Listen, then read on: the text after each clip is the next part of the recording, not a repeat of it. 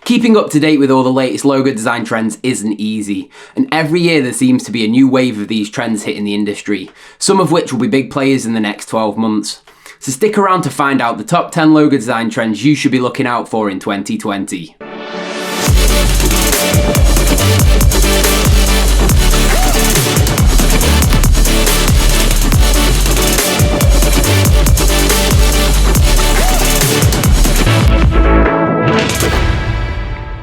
What's up designers? Welcome back to DigiFrog Designs. If you're new here, I'm Matt Roberts, brand identity designer and illustrator.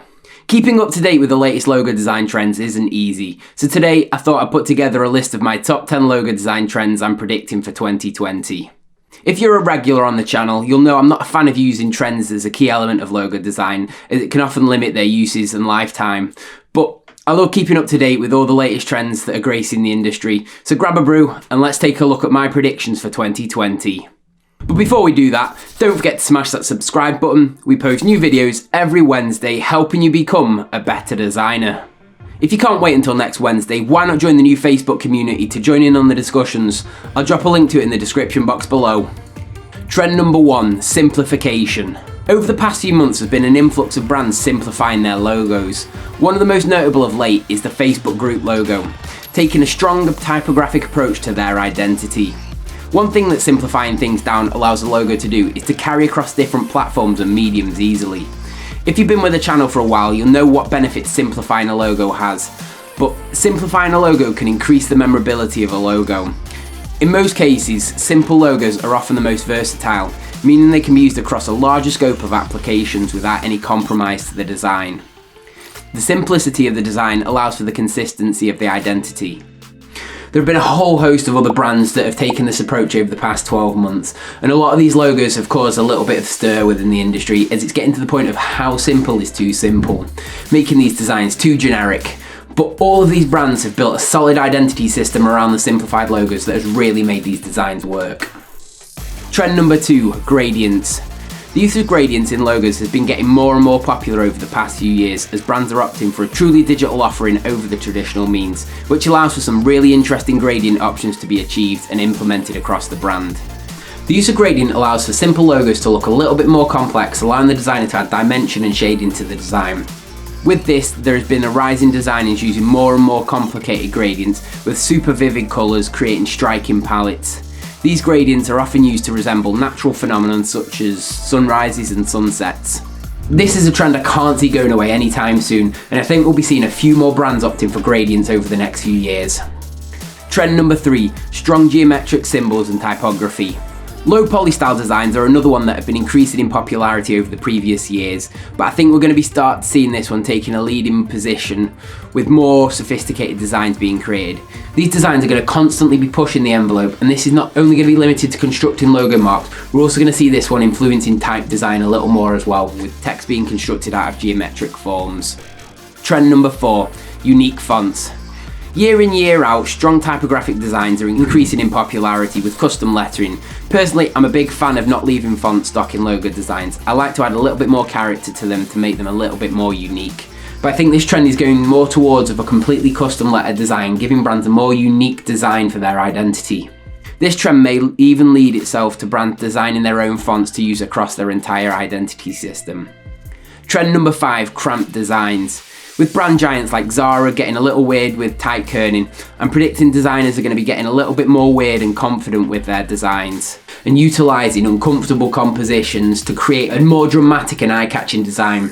These designs are going to cause quite a stir in the industry, as it's something that has a lot of people on the fence, as it can get to the point of making the design unreadable, which is why it's something that you can't just put things close together and say it's done. To really pull this one off, it's going to take skill and talent to maintain the design's legibility and add something to the design, rather than making it unreadable and offensive to look at. So take care if this is one you're going to look at incorporating into a design. Trend 6, weird arrangements. Following on from cramped designs, this is another one that I feel designers will be using to push the boundaries, especially with some of the typography treatments that have been gaining popularity for the past year. These are going to be designs that really grab the viewer's attention. We're going to see a rise in asymmetrical designs and even chaotic arrangements.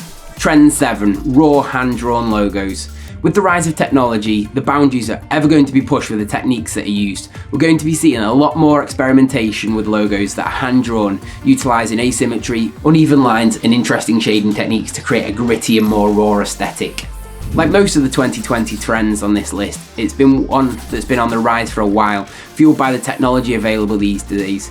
The designs are going to get grittier and more raw over time. Brands are continuing to embrace the homegrown and organic feel to represent their values. With all of the digital perfection, there's always going to be people wanting that raw, unfiltered look to go against the grain. Trend number 8, emblems. Retro style designs are another thing that's been increasing in popularity. Arguably not the most functional logo design style, but I can't see this one going away anytime soon either. That being said, I can see that simplification coming into some of these designs, helping them become more visually friendly and increasing their usability. Trend number 9, responsive logo design. If you're a regular watcher of the channel, this is one you might have heard me talk about before, but with the ever-increasing development of digital technologies, it's having a massive effect on logo designs as a whole. With the ever-increasing number of size applications, it's now getting even more important for a brand to opt for a responsive design. A design that will work on a big screen of a laptop, desktop or TV, as well as app icons, mobile browsers, on top of the traditional methods.